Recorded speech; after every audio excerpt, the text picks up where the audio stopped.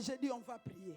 On a prié, le soir, on l'appelle par la police, on a retrouvé toutes tes affaires.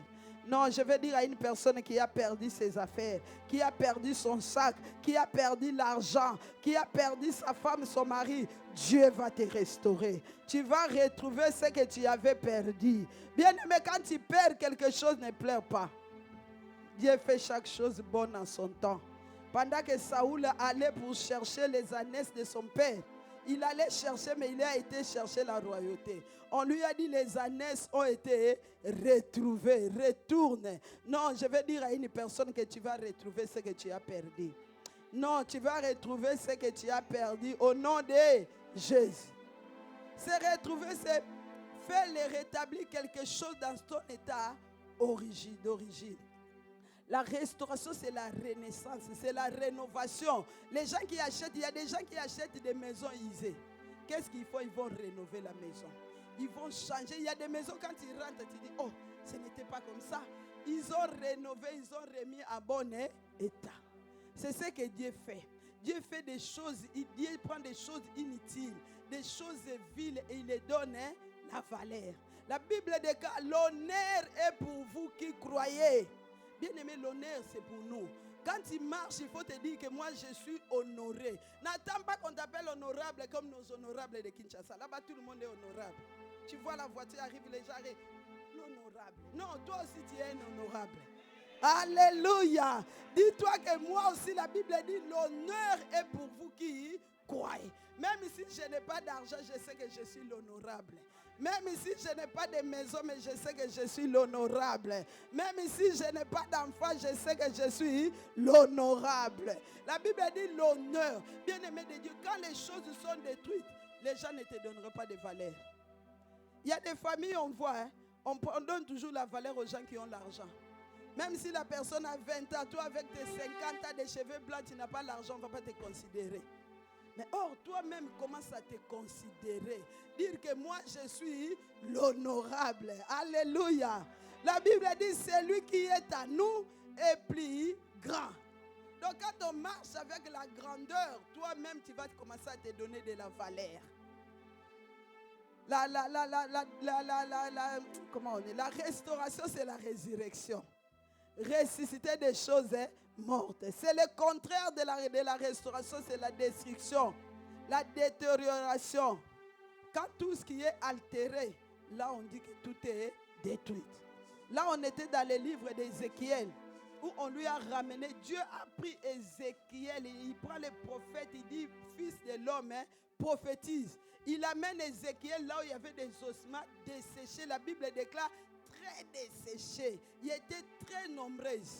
Il dit, fils de l'homme, prophétise. C'est pourquoi j'ai dit à l'église, n'attends pas que les gens te prophétisent. Dis-toi, je suis le prophète. Non, dis-toi ce matin, je suis le prophète. Non, toi, tu ne le dis pas bien. Toi-même, tu ne crois pas que tu peux prophétiser sur ta vie et que les choses changent. Prophétiser, c'est parler sous l'onction du Saint-Esprit. Annoncer des choses qui doivent arriver. Quand tu parles, ne doute pas.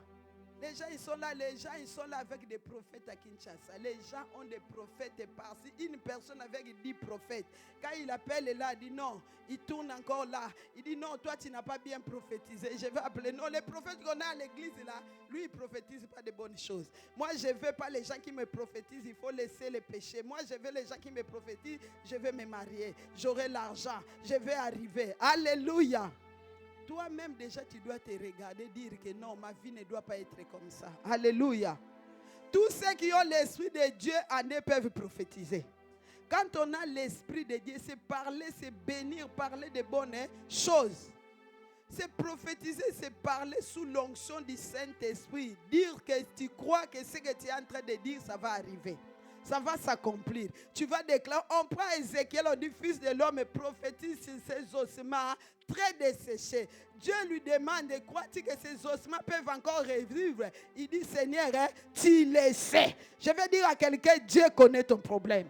Non, Dieu connaît ton problème. Pendant que tu pleures, tu dis, Seigneur, tu m'as oublié. Dieu a dit, je ne vous oublierai pas, je ne vous abandonnerai point.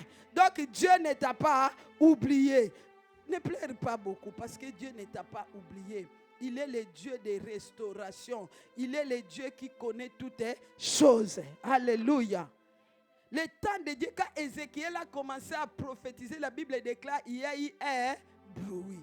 Bien aimé, la restauration n'arrive pas comme ça arrive avec un bruit.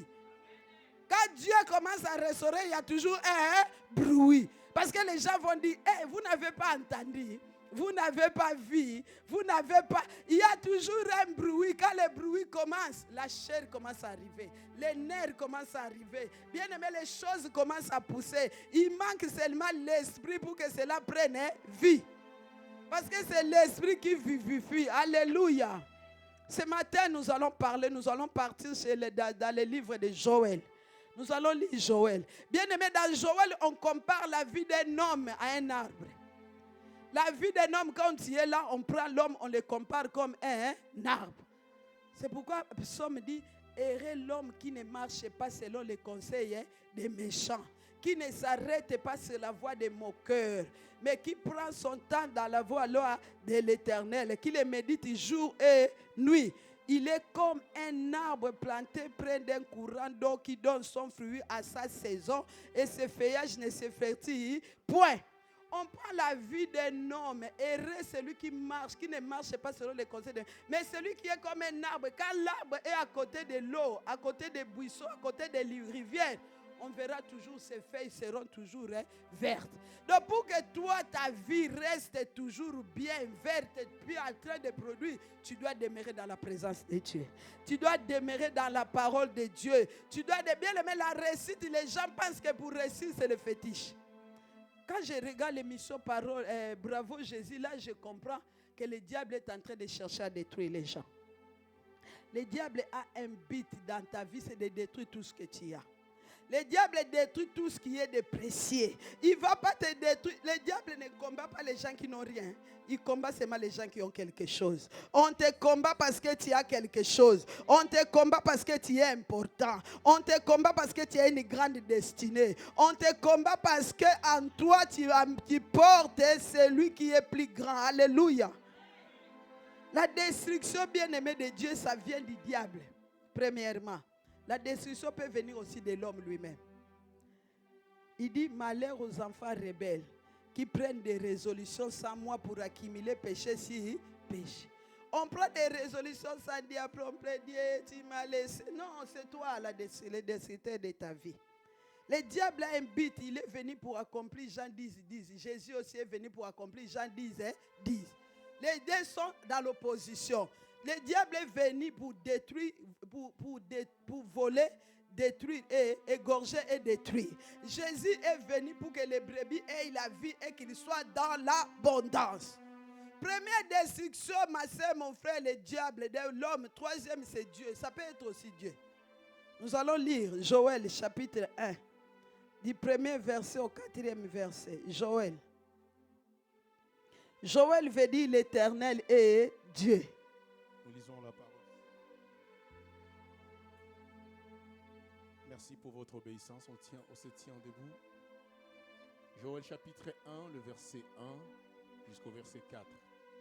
Il est écrit, la parole de l'Éternel qui fit adresser à Joël, fils de Pétuel.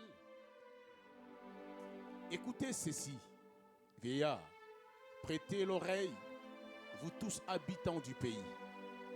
Rien de pareil est-il arrivé de notre temps ou du temps de vos pères? Racontez-les à vos enfants et que vos enfants les racontent à leurs enfants et leurs enfants à la génération qui suivra.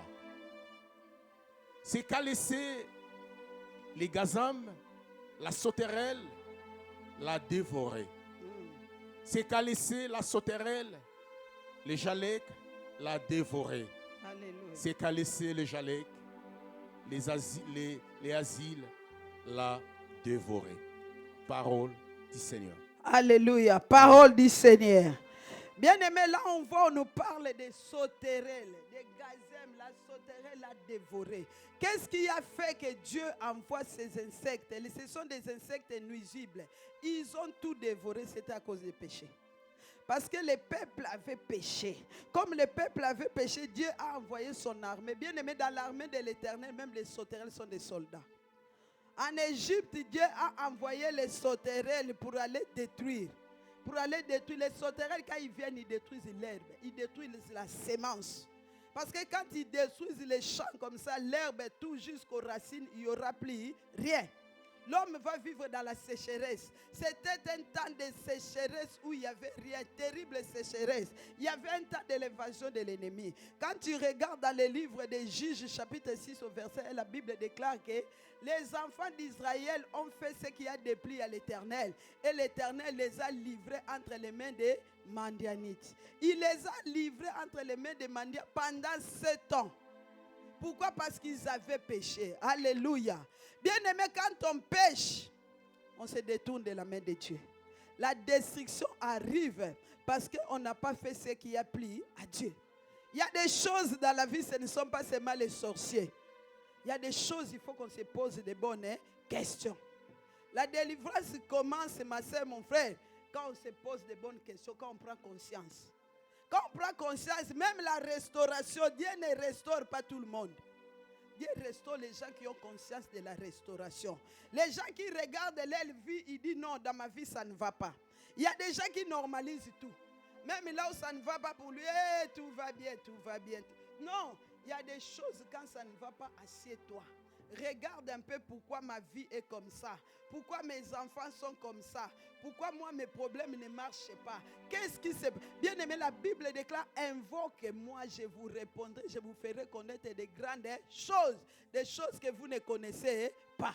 Même après 20 à 30 ans, Dieu va te révéler. C'est ce que j'aime avec Dieu. N'attends pas seulement que les prophètes te disent, les prophètes peuvent se tromper aussi. La Bible déclare, il y a eu un temps où Dieu n'a pas parlé. Au temps où Samuel était là, Dieu l'appelle Samuel. Les visions n'étaient pas fréquentes. Dieu n'a pas parlé pendant ce temps-là. Toi, tu veux seulement qu'on te prophétise tout le temps. Si je ne vois rien, je vais te dire quoi? C'est pour cela aujourd'hui, il y a beaucoup de prophètes de mensonges qui font qu'il y ait beaucoup de prophètes. C'est les fidèles. C'est toi qui pousses les gens à prophétiser. Maman, tu as vu pour moi. Tu veux que je te dise quoi? La Bible, c'est la parole, c'est la prophétie par excellence. Les enfants d'Israël ont péché. Dieu a envoyé son armée, les sauterelles, allaient tout détruire. Ils ont tout détruit, bien aimé. Quand on vient détruire tout, c'est la pauvreté qui arrive. C'est la misère. Quand les démons de la pauvreté commencent à contrôler ta vie, tous tes avoirs sont détruits. Quand les avoirs sont détruits, la santé va être détruite aussi. Parce que quand ils sont allés en Égypte, ils ont détruit toute la semence, la verdure dans Deutéronome. Vous allez voir dans les livres d'Exode. Vous allez voir qu'ils ont tout dévalisé, tout détruit. Il n'y avait plus rien. Et quand il n'y avait plus rien, c'était quoi la sécheresse? Il y avait la famine, il y avait des plaies, il y avait la souffrance. Alléluia. Quand on détruit, ils viennent pour détruire. Bien aimé, le diable, quand il te détruit, il va tout détruire, même ta beauté. Il y a des gens, tu vois toi-même que tu es belle, tu es bien, mais les gens te trouvent toujours moche. Tu penses que tu te mets des parfaits, mais on voit que tu sens toujours mauvais. Parce que quand ils détruisent la semence, ils détruisent la verdure, il ne reste plus rien. C'est la sécheresse. Quand tu perds la beauté, tu deviens méprisable. Quand tu perds tout ça, tu vis dans la honte. Tu n'as plus de considération, comme j'ai dit. Quand tout est détruit, les gens ne vont plus te considérer. Alléluia. Il y a des gens qui s'approchent de toi seulement parce que tu as quelque chose. Les jours où tu n'auras rien, ils ne viendront plus. Les jours où tu n'auras rien, ils vont disparaître. Les jours où tu n'auras rien, c'est les mêmes personnes qui vont te critiquer. Aime les gens qui t'aiment par rapport à ce que tu es, pas par rapport à ce que tu as. Parce que les jours où tu n'en auras plus, ils ne seront plus là. Ils vont même oublier que tu les as nourris. Ils vont même oublier que tu les as vêtus. Ils seront les gens qui vont commencer à se moquer de toi. Alléluia. Il faut se détourner, bien aimé, de Dieu. Joël est venu pour appeler le peuple à la repentance. De se détourner du mal et de s'attacher à Dieu. On doit prêcher la repentance. Même si tu ne le veux pas, il faut qu'on te le dise. Les gens doivent se repentir. Les gens doivent changer de direction. Alléluia. Dire que non, là où j'ai marché, ça ne va pas. Quand tu lis, tu descends dans Joël 12, tu verras que c'est là où on a commencé à leur dire déchirez vos cœurs et non vos vêtements. Les gens, ils veulent déchirer les vêtements, changent. L'habit ne fait pas les moines. Tu me vois là en foulard. Alléluia. Mais le cœur est mauvais. C'est à que Dieu qui connaît le cœur. Beaucoup de gens sont des tombeaux blanchis, que Dieu te bénisse. On voit les tombeaux blancs, mais à l'intérieur, ce sont des ossements desséchés. Il n'y a plus de chair, il n'y a plus de vie, il n'y a rien. Dans les tombeaux, la Bible déclare qu'il n'y a plus d'espérance pour ceux qui sont morts. Pour ceux qui sont partis, n'espèrent plus à tes bontés. Ce sont les vivants comme toi et moi, c'est nous qui te louons. Pour ceux qui sont morts, il n'y a plus d'espérance. Mais pour tous ceux qui vivent, il y a encore l'espérance. Je vais dire à une personne, pour toi, il y a encore de l'espoir. Tant que tu vis, ce n'est pas encore fini. Il y a encore de l'espérance. Il faut se repentir, ma soeur, mon frère. Repentons-nous. On disait le royaume des cieux est proche. Quelqu'un m'a dit, depuis que vous avez commencé à dire ça, Jésus revient. Bien aimé, Jésus revient bientôt. Même si Jésus ne vient pas, la mort nous guette. Tu peux vivre 120 ans, 130 ans, 140 ans. Si tu vas en enfer, tu as fait quoi? Oh, moi, je ne mourrai pas, je vivrai. Je ne mourrai. Il y a des gens qui chantent comme des slogans. Je ne mourrai pas, je vivrai. C'est bien de vivre. Je témoignerai les bontés de Dieu. Nous ne voulons pas vivre seulement dans cette vie-là parce que cette vie est éphémère. Cette vie est courte. Si on ne te le dit pas, laisse-moi te dire. Cette vie est une vie qui est éphémère. On peut être là aujourd'hui, demain ne pas être là. Moi, j'étais bien, je suis allé faire des cours, je reviens, je n'arrivais plus à marcher. Les petits enfants arrivent, je leur dis, je ne peux pas marcher, ils me regardent et disent, le matin, elle vient me voir. Coco, t'as encore mal à dos, coquine. Elle dit, coquine que tu es. J'ai dit, coquine. Donc moi, je mentais que j'avais mal. Bien aimé, dans la vie d'un homme, tout peut sombrer. C'est pourquoi tout peut sombrer. Je t'en supplie, ne vis pas dans la haine, dans la colère, dans des problèmes avec les gens. Ayons l'habitude de nous repentir, de savoir demander pardon. Les chrétiens ont du mal à pardonner et à demander pardon. Mais la Bible dit, le pardon se trouve auprès de notre Dieu. Si tu gardais les souvenirs de nos iniquités, qui pourrait subsister? Le psaume 130, je lis ça tellement, mais le pardon se trouve auprès de toi. Bien aimé, quand tu regardes et tu dis non, je dois me repentir. La repentance commence par la connaissance des péchés. Reconnaître que j'ai péché. La première chose, tu dois reconnaître que tu as péché. Tu dois te repentir, demander pardon. Tu dois confesser le péché. Et après, il faut faire quoi? Il faut restituer. Il y a des gens qui ont du mal. Quand tu sais que tu as la dette de quelqu'un, tu dois à quelqu'un, tu as fait quelque chose de mal, va te repentir, va réparer. Tu ne penses que comme j'ai accepté Jésus comme Seigneur et Sauveur, ça y est, c'est bon. Quand tu as des problèmes avec quelqu'un, il faut aller réparer. Ça, c'est important. Très important. À l'époque, nous, quand on a commencé à croire au Seigneur, je voyais les gens pleurer, les papas. Les gens ont commencé à demander pardon. J'étais là, moi, je sortais de quelque part, j'arrive pour la... Je vois les gens pleurer, je dis, oh, ils pleurent pourquoi ces papas-là? J'étais assis, je dis, qui les a frappés? Ils pleuraient parce qu'ils ont reconnu qu'ils avaient péché. Ils sont venus devant Dieu se repentir, pleurer vraiment pour déchirer leur cœur. C'est ce qui se passe quand tu te repens et Dieu va aussi faire des choses dans ta vie. Alléluia. Repens-toi. Là où tu as blessé quelqu'un, tu as parlé du mal à une personne. Prends le courage de demander, mon frère, je t'ai blessé, pardonne-moi. Ma sœur, je t'ai fait du mal, pardonne-moi. Même quelque chose que tu as fait même à plusieurs années. Bien aimé, quand le Saint-Esprit te convainc de faire quelque chose, il faut le faire. Des fois, on dit, mais moi, j'ai mal fait. Je n'ai pas mal fait. Mais moi, qu'est-ce que je lui ai fait pour lui demander pardon? Quand moi, j'ai demandé pardon à quelqu'un 7 ans après. 7 ans. Parce que je me disais, mais je lui ai mal, mais je ne lui ai rien fait. Pourquoi je vais aller lui demander pardon? 7 ans après, le Saint-Esprit m'a convaincu, il va demander pardon. Je suis allé, j'ai pris le temps, je suis allé, j'ai dit, toc, toc. Je viens te demander pardon.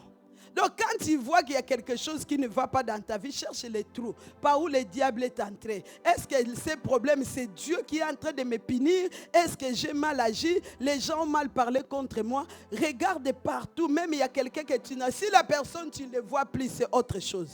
Mais quand tu les vois encore, ou si tu as les moyens, la possibilité, envoie même un message. Dis, ma sœur, pardonne-moi pour ces paroles. Pardonne-moi. Même si tu lui envoies un message, si la personne ne veut pas te pardonner, toi, ce n'est pas ton problème. Au moins, toi, tu as demandé pardon. Amen, amen. C'est ça la repentance, ma soeur, mon frère. Nous devons nous repentir, changement de direction, changement, la transformation totale. Les gens ils disent Nabala Yesu, Nabala Yesu, Namote Mananga.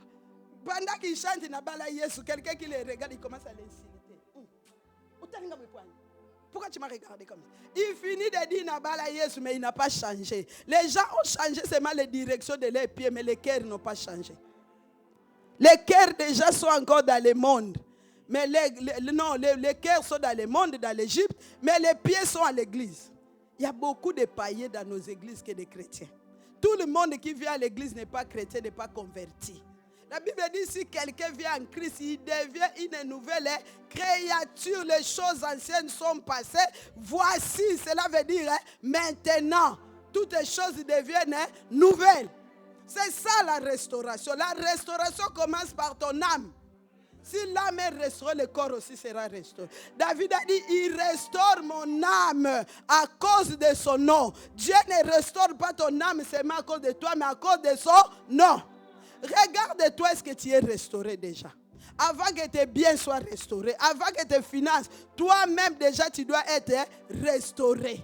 Il faut que ton mari dise, oui, ma femme a changé. Il faut que ta femme dise, mon mari a changé. Pas toi seulement te dire, moi j'ai changé. Quand j'étais moi, toi là, comme tu m'as parlé là, tu allais voir comment j'allais faire avec toi. Tu n'es pas encore converti. Alléluia. Quand quelqu'un est converti, on voit ça par les fruits de l'esprit. Quand on pêche, on retourne vers Dieu. Bien-aimé, regarde ta vie, pose-toi de bonnes questions. Tant qu'on ne se posera pas de bonnes questions, on va toujours condamner les autres. Celui qui voit des problèmes partout fait partie des problèmes. Quand toi tu vois que là-bas, dans cette église-là, il y a toujours des problèmes, c'est que toi tu as un problème. C'est que le problème c'est toi-même. Il faut qu'on cherche à réparer les choses pour que Dieu puisse nous restaurer. Parce que quand les sauterelles entrent dans ta vie, ma soeur, mon frère, ils vont tout détruire. Ils vont détruire ta santé, ils vont détruire tes finances, ils vont détruire ton mariage, ils vont détruire tes biens, ils vont détruire tout ce que tu as. Il ne te restera rien et tu vas vivre dans la honte. Or, la Bible déclare que Dieu n'exauce point les péchés. Mais si quelqu'un l'honore et fait sa volonté, c'est celui-là que Dieu exauce. Donc Dieu n'exaucera pas un péché, ma soeur, mon frère. Le but du diable, c'est pour que tu puisses avoir le dégoût de la vie. De détruire tout ce que tu as. C'est comme ça que Pierre, même qui marchait avec Jésus, je médite tout le temps. Pierre qui était avec Jésus, mais le diable l'a réclamé. Jésus lui dit, hé Pierre, réveille-toi.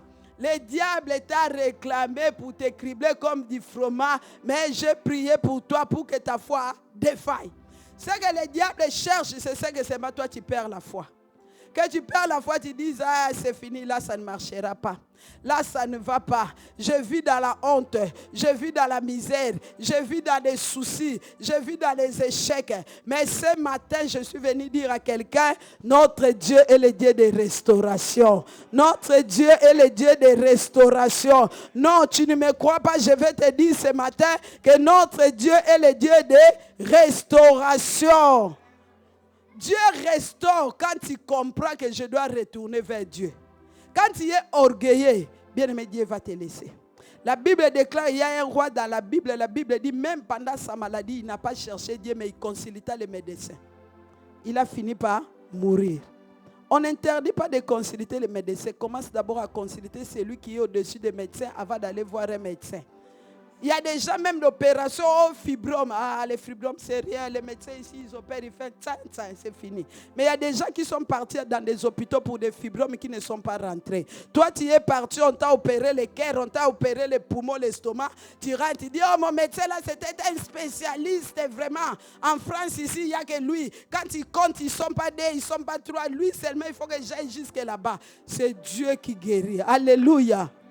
Non, si toi tu y es en vie, c'est par la grâce de Dieu. Amen, amen. Notre Dieu, c'est un Dieu de restauration. Il restaure, il remet toutes les choses à sa place. David a dit dans les psaumes 90, verset 15, il dit, réjouis-nous autant de jours que tu nous as humiliés. Réjouis-nous autant de jours que tu nous as humiliés, autant d'années que nous avons vu les malheurs. Bien-aimé, autant d'années. Aïe, aïe, aïe, aïe, aïe, aïe. Bien-aimé, chaque chose a son temps. Le temps de Dieu n'est pas le temps des hommes. Il dit, réjouis-nous autant de jours que tu nous as humiliés. Bien-aimé, Dieu a humilié Israël à cause du péché. Ils ont vécu dans l'humiliation. Il a dit, je vais les laisser. Jusqu'à ce qu'ils ont compris, ils ont dit, non, on doit se repentir, retourner vers Dieu. Quand tu vois que les choses ne marchent pas dans ta vie, repens-toi. Ne dis pas que l'air Dieu là qui prêche, tu peux changer des églises à églises. Tant que tu ne te repens pas, ta vie ne changera pas. Oh, moi, je vais aller chercher celui-là qui a l'onction. Quand il fait tout le monde tombe. Mais toi-même, tant que tu n'as pas changé, les choses ne changeront pas dans ta vie. Commence d'abord toi par te repentir. Réjouis-nous autant d'années que nous avons vu les malheurs. Nous allons lire Joël chapitre 2, versets 18 à 25. Joël chapitre 2. Joël chapitre 2. L'Éternel est émis des jalousies pour son pays. Et il épargne son peuple. L'Éternel est émis, bien-aimé. Dieu jalouse ceux qui sont à lui. Comme nous là, Dieu est jaloux parce qu'il nous aime. Il est jaloux, il est émis de jalousie pour son pays. Il épargne, bien-aimé, Dieu épargne son peuple. Il y a des choses qui peuvent arriver là où tu es. Les gens sont épargnés seulement dans ce secteur-là parce que toi tu es là. Beaucoup de vies sont épargnées parce que nous vivons dans ces quartiers. Papa, continue, pas prophète, pasteur. L'Éternel répond, il dit à son peuple, voici, je vous enverrai du blé, du mou et de l'huile, et je vous en serai rassasié, et je ne vous livrerai plus à l'opprobre parmi les nations. Là, Dieu commence à faire des promesses, que je ne vous enverrai plus à l'opprobre, à la honte. Parce que vous avez vécu pendant longtemps dans la honte, dans l'humiliation. Mais comme vous vous êtes repentis, voilà les promesses. Verset 20. J'éloignerai de vous l'ennemi du nord. Je les chasserai vers une terre aride et déserte. Alléluia. Son avant-garde dans la mer orientale, son arrière-garde dans la mer occidentale. Et son infection se répandra. Sa puanteur se levera. Pardon? Non, sa puanteur s'élèvera dans les airs parce qu'il a fait de grandes choses. Bien-aimé, attends papa. J'éloignerai de vous l'ennemi du nord, je les chasse. Il y a des gens dans la vie qu'on ne combat pas. Il y a des gens qu'on ne combat pas parce que l'Éternel est en train de combattre. Il est en train de remettre chaque chose à sa place. Il y a des gens bien-aimés qu'on ne touche pas dans la vie. Quand il les touche, cela retourne contre toi. Il y a des enfants, c'est pourquoi les parents priez pour vos enfants. Priez partout les matins parce qu'il y a des enfants qu'on ne touche pas dans la vie. Quand ils touchent, c'est Dieu qui s'élève. Allez-y papa, on continue ici. 21. Terre, ne crains pas. Ne crains pas, toi qui es là, la terre c'est toi. Ne crains pas. Sois dans l'allégresse et réjouis-toi. Alléluia. Car l'Éternel fait de grandes choses. Amen. 22. Bêtes de champ, ne craignez pas, car les plaines du désert réverdiront. Voilà, là, ça commence à pousser tout ce que les sauterelles ont détruit. Car les arbres porteront leurs fruits. Les figuiers et la vigne donneront les richesses. Alléluia. Verset 23. Et vous, enfants de Sion, soyez dans l'allégresse et réjouissez-vous en l'Éternel, votre Dieu. Réjouissez-vous. Il vous donnera la pluie à son temps. Amen. Il vous enverra la pluie de la première et de l'arrière-saison comme autrefois. Comme autrefois. Verset 24.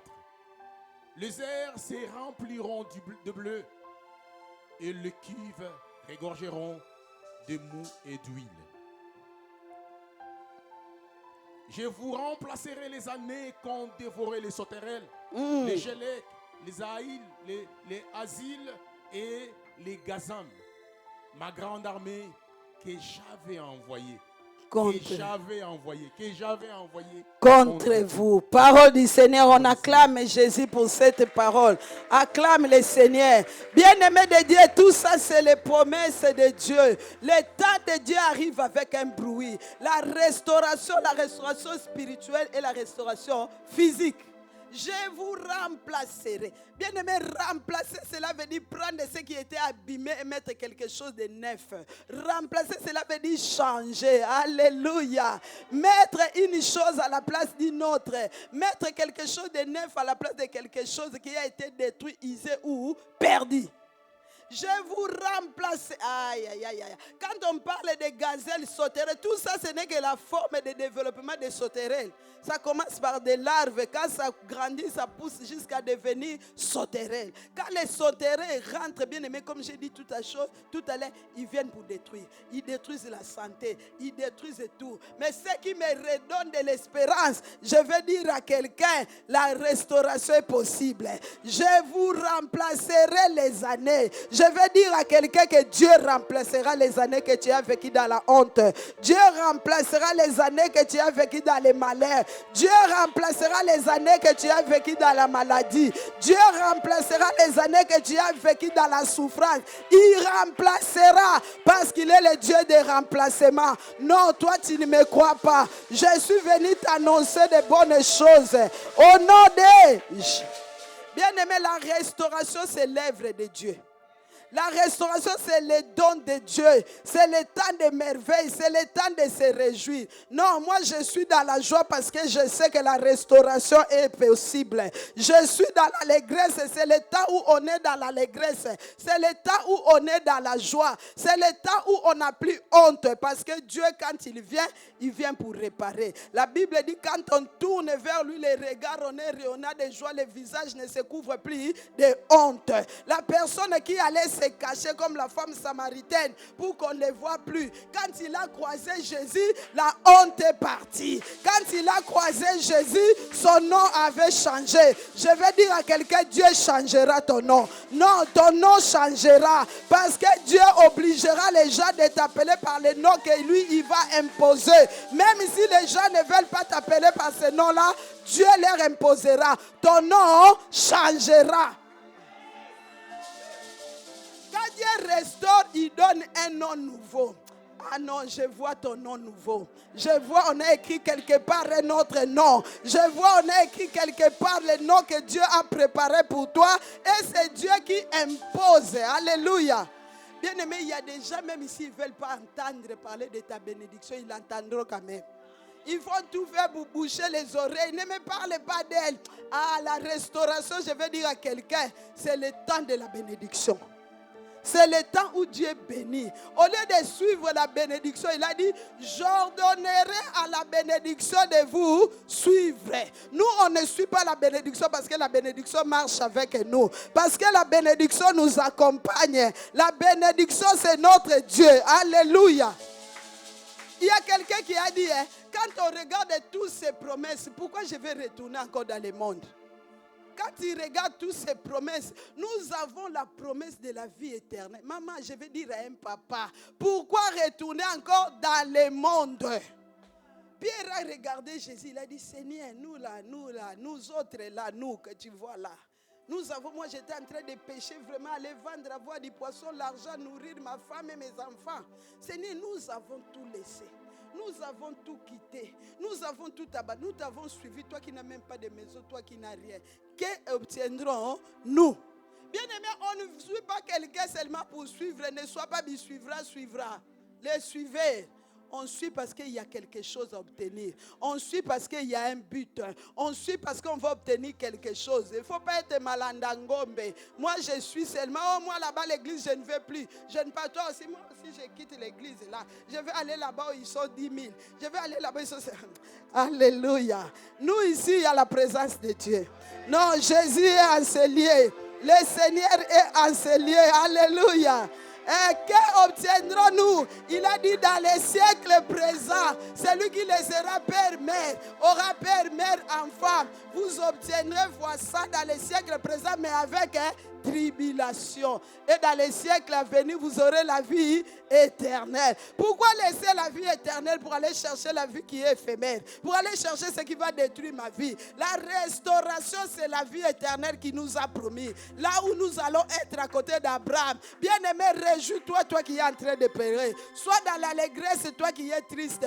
Parce que la honte est partie. Le temps de la restauration, c'est le temps où on ne s'assoit plus. C'est le temps de la louange. C'est le temps où on commence déjà à danser. C'est le temps où on est debout. C'est le temps où on chante les cantiques. C'est le temps où on dit Dieu est bon. C'est le temps où on voit les bontés de Dieu. C'est le temps où on célèbre Dieu. C'est le temps où on bénit Dieu. C'est le temps des acclamations. Parce que je sais que Dieu m'a restauré. Parce que je comprends que Dieu restaure toutes les choses. Ah, que cela arrive dans ta vie. Au nom de... Il y a quelqu'un qui a chanté. Déjà. Je n'ai pas encore vu, mais je suis déjà en train de louer. Je n'ai pas encore obtenu, mais je suis en train de danser. Parce que la restauration est possible. Non, je vais te dire, en ce lieu, Dieu va restaurer. Dieu qui m'a parlé de la restauration. Moi, je crois que ta vie sera restaurée. Moi, je crois que ta santé sera restaurée. Moi, je crois que ton mariage sera restauré. Je déclare la restauration. Je prophétise la restauration. Au nom de... Bien-aimé, la restauration vient avec abondance.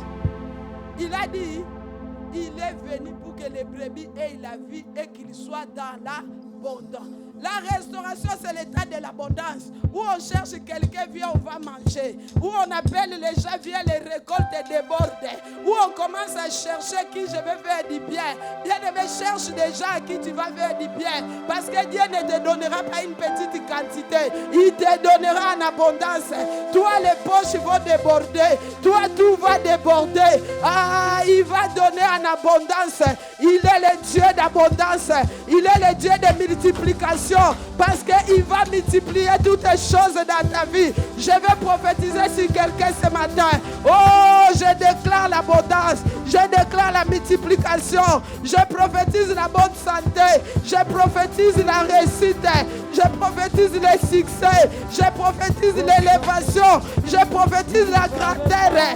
Toi, tu verras tes enfants. Tu verras les enfants de tes enfants. Tu ne mourras pas comme ça. Tu ne mourras pas dans la honte. Ta vie ne finira pas comme ça. Tes affaires vont prospérer. Tout ce que tu toucheras réussira. Toi, tu vas aller de l'avant. Parce que Dieu est avec toi. Ton entreprise va prospérer. Au nom de Jésus. Acclame le Seigneur. Acclame Dieu. Sois dans la joie. Sois dans la joie. On chante des louanges. Oui, il va nous prendre. Chante la louange.